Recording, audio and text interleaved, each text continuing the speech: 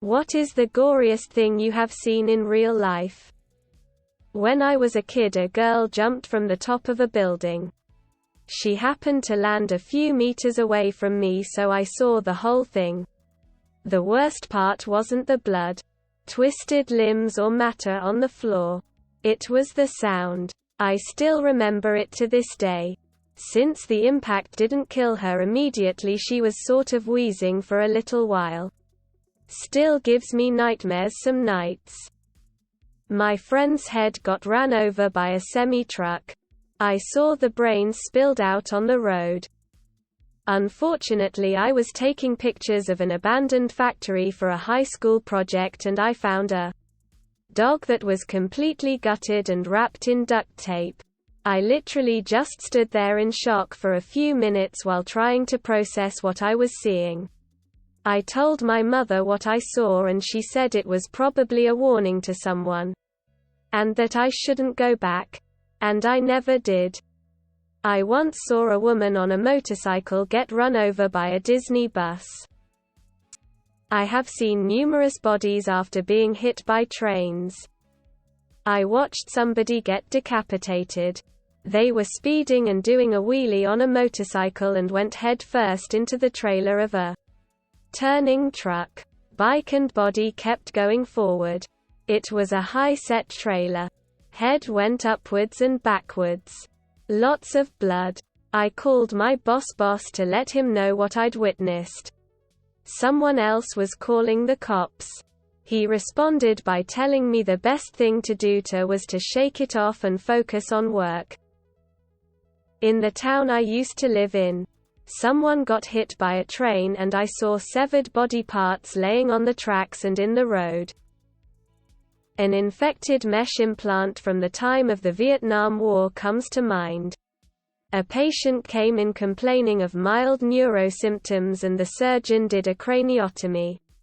PT had a prior bullet wound from his time in Vietnam and they had placed a mesh implant to protect him. It got infected, but he didn't know about the infection for decades. All the staff got to see and smell what the mesh and surrounding tissue was like. I truly cannot describe the smell. There was nothing like it to me. Ever. 3 things. All from the restaurant industry. 1. Co-worker was changing the fryer oil. Slipped when carrying the old hot oil out to the disposal and dumped it all over himself. 2. Saw another co-worker's arm get stuck in a pizza rolling machine. Degloved his entire arm up to his elbow. 3. Saw someone's hand get wrapped around the dough corkscrew on commercial stand mixer. Snapped the bones in his arm like toothpicks. I think he ended up losing the arm. Kitchen work ain't no joke. Me and my friends were lil shits growing up, finding abandoned homes to party in. Someone mentioned a place that was ripe. We break in. No electricity. Start to set up smoking material when someone complains about the smell. This was before mobile phones, so there was little to no light. Found a bloated dead body. Fused into the sofa and running alive with maggots. It was horrific. Left. Was sick and phoned the police. I was treating a patient with a sublingual tumor. Basically, the cancer ate through the bottom of the mouth and her tongue would hang out the bottom. And saliva would drop everywhere. Had to MacGyver a catchment device that was portable and as discreet as possible.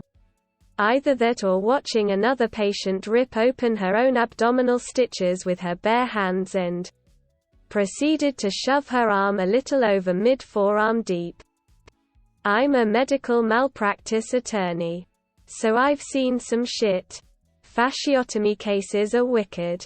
Necrotizing fasciitis is brutal. A stump right after amputation with stitches everywhere. Infection following mastectomy where you can't even tell a breast ever existed because all you see is a festering wound. But the worst, I'd have to say, is bed sore cases.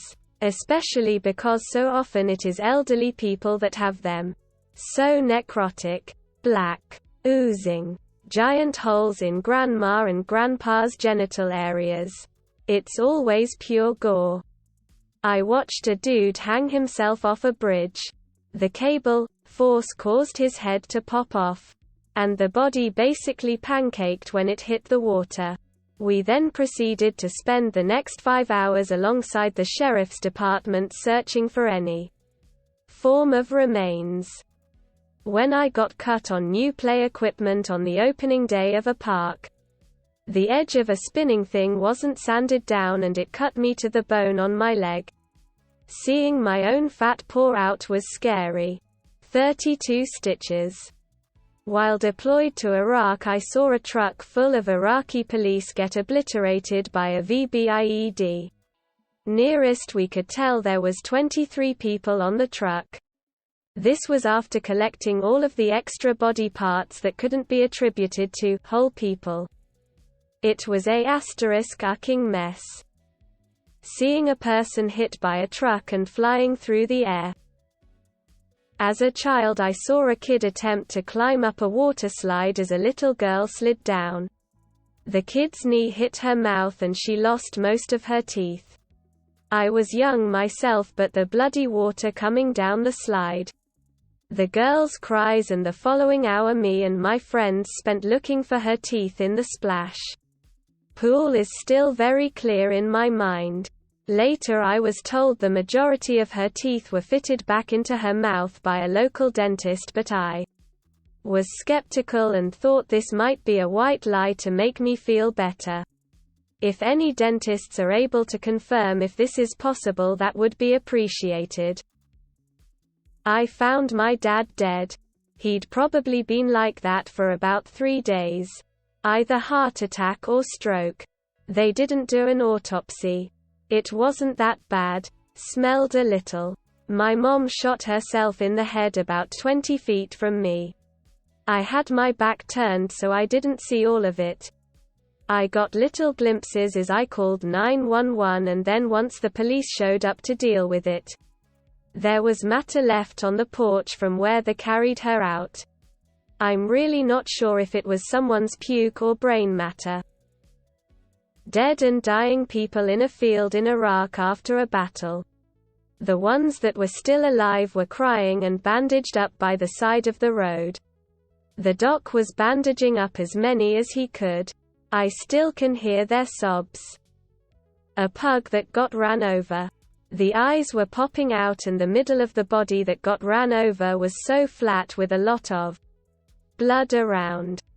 I don't like reading these sad face, but I can't leave. I worked for the sheriff's office years ago. We had a helicopter crash on Marsh Island in South Louisiana we responded to. Half-burned bodies busted open with intestines spilling out.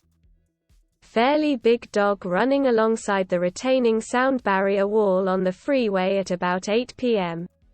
It's pretty well lit. Not many cars on the road at all. We could see he had tags on and pulled over on the shoulder a little past him, and I got out, wanting to call the dog over to us to get him to safety. He was probably a good 300 feet from the actual road and started trotting towards our car like he was going to come to us. He got maybe 50 feet from me, stopped, and for whatever reason bolted towards the carpool lane into traffic. It took about 30 seconds for someone in an F-250 to hit him at probably 75 miles per hour. The dog exploded and I lost it. Thankfully the driver stopped and pulled over. But there really wasn't much need to at that point. We shakily called CHP and drove home.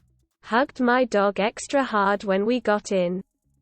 A swan ripped open by a fox in front of my eyes when I was 13. Intestines all over the road. The remains of a hunter mauled by a mother grizzly bear protecting her kill, and cubs. When I was 6, me and my twin brother were walking home from school. Home was only a block or so up the road.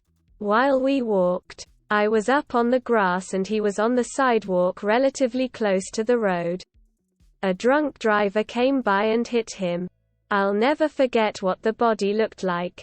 The impact sound the car had made when it hit him, or the sound of some woman and other children screaming behind me. Before I'm asked, yes, they found the guy. Yes, he got charged. Yes, he went to jail. My mom shared some details with me later. He was going 94 km/h in a 40 km/h school zone. Apparently in the hour leading up to him hitting my brother, there were 4 people that called into the police station to report him for suspected impaired driving on the highway. People in my hometown got together and paid for the funeral wake. I'm from Newfoundland. In the small towns and villages, traditional Irish wakes are still common. Casket, headstone. I was a volunteer firefighter for a while, so it would be between a completely burned body or a beheaded body. Former cop, guy half decomposed and not dead. DOA at a hoarder house.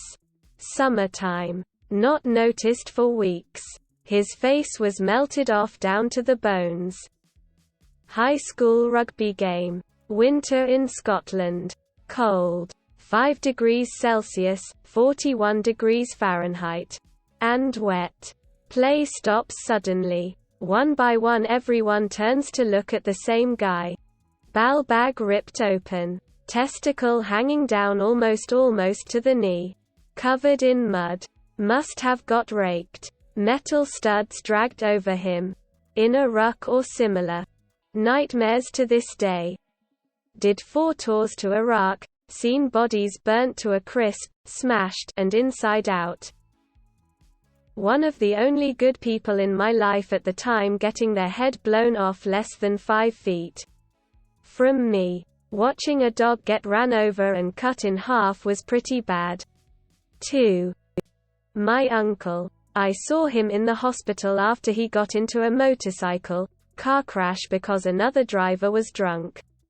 He's alive to this day. Because of his helmet. If he wasn't wearing it, his headstone would be a bit further forward. Dead seal. I live in Alaska and saw a seal someone had killed and was in the process of cleaning. It stunk and was nasty. I'm originally from KC, Kansas, and I keep up with events in the area. A few years back, a little boy was decapitated while riding a huge slide at Schlitterbahn Water Park. Reading the witnesses' accounts of what they saw has stayed with me all of the years. I believe his little brother was one of the first to see him. His body descended the water slide first, followed by his head. I can't imagine his parents' anguish. I was driving one of the 5-ton work trucks pulling a large wood chipper close to 3,000 pounds when a guy on a moped scooter thing came into my lane and hit the chipper going the opposite direction.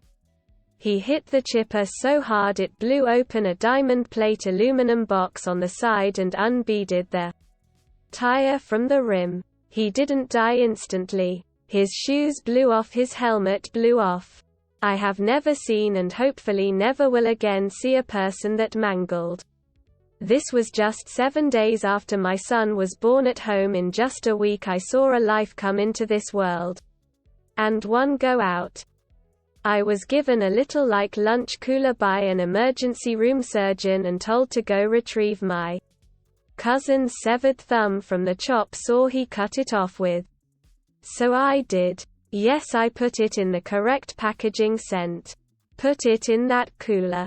Rushed it back to the It was all for nothing. We now call him Stumpy. It looked like a fake rubber finger but felt cold and leathery. Not seen, but felt. Many moons ago I was doing my trauma rotation in nursing school.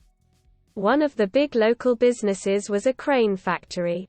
A worker fell 20-something feet, landing on his back. My let the student do something relatively harmless task was to stabilize his cervical spine by holding his head in my hands when he has rolled around for the trauma assessment.